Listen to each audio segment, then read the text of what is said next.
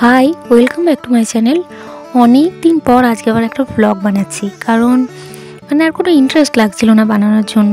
তো ছেড়েই দিয়েছিলাম, বলতে কয়েক মাস হয়ে গেল আমার চ্যানেলে কোনো ব্লগ ভিডিও আসেনি। যাই হোক, ফ্রেশ হয়ে এলাম ঘুম থেকে উঠে, এবার বিছানাটা গুটিয়ে নিই, যেটা বলছিলাম আর কি। ব্লগ অনেক দিন বানাইনি, তো আমার বান্ধবী সৌমিতা বললো, চ্যানেলটা এত বড় করেছিস যখন ছেড়ে কেন দিবি, হাল কেন ছেড়ে দিবি? আমি তো ডিলিটই করে দেবো ভেবেছিলাম। তোর কথা শুনে আমি আবার শুরু করলাম, বাবা মাও বললো কর।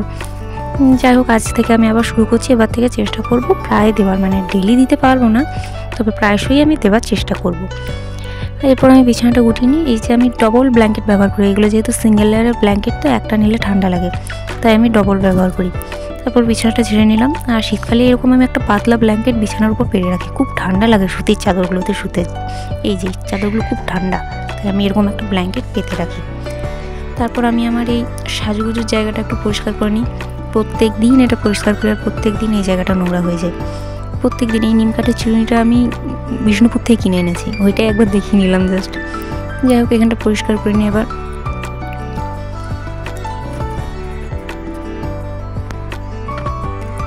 পরিষ্কার করা হয়ে গেল, এই যে কমপ্লিট। আবার এই দুপুরের মধ্যে এই জায়গাটা নোংরা হয়ে যাবে। যাই হোক, যাই এবারে নিচে যাই, দেখি সবাই কী করছে। আর এই যে এগুলো আমি বিষ্ণুপুর থেকে কিনে এনেছি, পোড়ামাটি। আর এই রাধাকৃষ্ণের মূর্তিটা, এখানে 10 অবতার আছে। আর নিচেতে আছে বিষ্ণুপুরের মন্দিরগুলো, বিভিন্ন মন্দির। নিচেতে এসে দেখছি এটা হচ্ছে জুনিয়র ফতু, এটার সঙ্গে আপনাদের আলাপ করা হয় নাই। ওর নাম রেখেছি সুন্দরী। ফতুর অনেকগুলো ছানা হয়েছিল বৈশাখ মাসে, তো বাঁচাতে পারলাম না সব কটাকে, তো এই একটাই আছে, একই রকম দেখতে, ফতুর মতোই দেখতে। ওর নাম সুন্দরী। রোদে এখন ঘুমাচ্ছে দুজনে, খুব বদমাস। অনেকগুলো ছানা ছিল, 4টে ছানা ছিল টোটাল। একটা ছানা তো এই কিছুদিন আগে, 1 সপ্তাহ আগে মারা গেল। অনেক চেষ্টা করলাম বাঁচানোর, কিন্তু পারলাম না। তারপর স্নান টান করে চলে এলাম। চুলে তেল নিয়েছি, কালকে শ্যাম্পু করব, সেই জন্য আমি কী মাখি আগে আমি একবার দেখিয়েছিলাম স্নান করে এসে কী করি। এই জাস্ট ডাবরের গোলাপ জলটা নিলাম, আর এই কোল্ড ক্রিমটা, এইটাও ব্যবহার করি কোল্ড ক্রিমটা। এটা হচ্ছে বায়োটিকের, নাইকা নয়, সরি, কী বলে, ফ্লিপকার্ট থেকে নিয়েছি এটা। না, ফ্লিপকার্ট তো না, যাই হোক কিছু থেকে অনলাইনে আমি নিয়েছি। যাই হোক, হয়ে গেল। এরপর নিচেতে যাই। আর হ্যাঁ, এই বডি লোশনটাও ব্যবহার করি, জয়। এরপর রোদে বসে আছি খানিকক্ষণ, তারপর খেতে বসে যাব। আর এই যে ফতুও রোদে বসে আছে, জুনিয়র ফতু এখানে নাই, যাই হোক কোথায় আছে জানি না।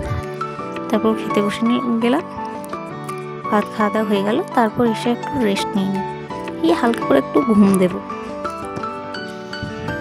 ঘুমে উঠতে অনেকটা বেলা হয়ে গেল, মানে বেলা হয়ে গেল বলতে সন্ধে হয়ে গেল আর কি। বেশ ঠান্ডাও লাগছে। তারপর আমি চলে চললাম, এই সামনে একটা চিকেনের দোকান আছে, ওখান থেকে আমি চিকেন নিয়ে আনতে চললাম। একদম বাড়ির সামনেই। বাড়ির সামনেটা আপনাদেরকে ভিডিওতে আমি অনেকবার দেখিয়েছি এর আগে। এখন প্রায় সন্ধে হয়ে গেল। দাদাই যেত, দাদা এখনই উঠলো ঘুম থেকে, তাই ও আর গেল না, আমি চললাম একাই। ওই যে সামনে দোকানটা, বাড়ির সামনেই, বললাম না। গেলাম, আর দাদারা দিয়েও দিল, হয়ে গেল নেওয়া। এরপর চললাম বাড়ি যাওয়ার পথে দেখি কালু আসছে আমার পেছন পেছন। ওকে রাত্রে খেতে দিই, দিনের বেলায় দেখতে পাই না, রাত্রে খেতে দিই প্রত্যেক দিন। চলে এসেছি বাড়ি। এই যে চিকেন, কালু এখনও আসছে আমার পেছন পেছন। বাড়ি চলে এসেছি, কালু এখনও দেখছি গেটের বাইরে দাঁড়িয়ে আছে। তারপর রান্নাটা আমিই করেছিলাম, চিকেন কষা আর পরোটা খেয়ে নিলাম। এরপর ঘুমিয়ে যাব। Good night, thanks for watching, tata.